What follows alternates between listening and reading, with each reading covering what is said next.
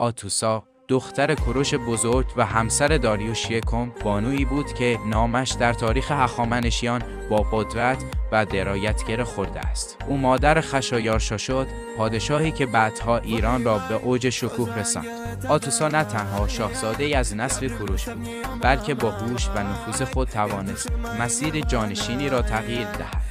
در حالی که خشایارشا فرزند ارشد نبود، آتوسا با اقتدار مادران اش او را بر تخت نشاند و آینده ایران را رقم زد. او بانویی بود که صدایش در دربار هخامنشی شنیده میشد، زنی که هم به خاطر نسب پدری و هم به خاطر خرد شخصی جایگاهی بی‌مانند داشت. آتوسا نماد پیوند خون کوروش و قدرت داریوش بود، حلقه‌ای که امپراتوری را استوارتر ساخت.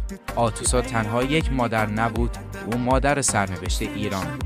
در سایه او خشایارشا برخاست و نام ایران در جهان طنین انداخت. روایت حماسی یک داد 5 دقیقه‌ای درباره آذرمیدخت. آذرمیدخت دختر خسرو پرویز یکی از معدود زنانی بود که بر تخت ساسانی نشست.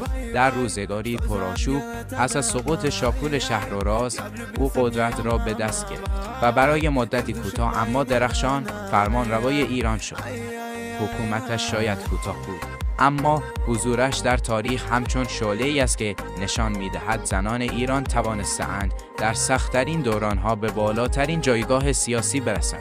آذرمیدخت با شجاعت در برابر دشمنان داخلی ایستاد، هرچند سرانجام قربانی توطئه‌ها شد، اما نام او در کنار خواهرش بوراندخت یادآور این حقیقت است که زنان ساسانی نه تنها